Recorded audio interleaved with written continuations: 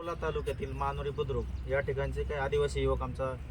कैलास पवार आणि त्यांचे सहकारी या ठिकाणी उपोषणाला बसलेत आणि त्यांची मागणी ही आहे की ते ज्या जागेत गेली 40-50 वर्षापासून राहतात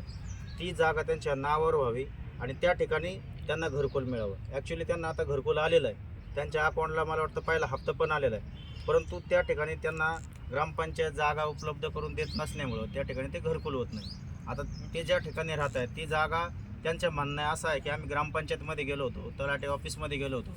तर ती जागा तलाठी ऑफिसवाले किंवा ग्रामपंचायतवाले सांगतात ती जागा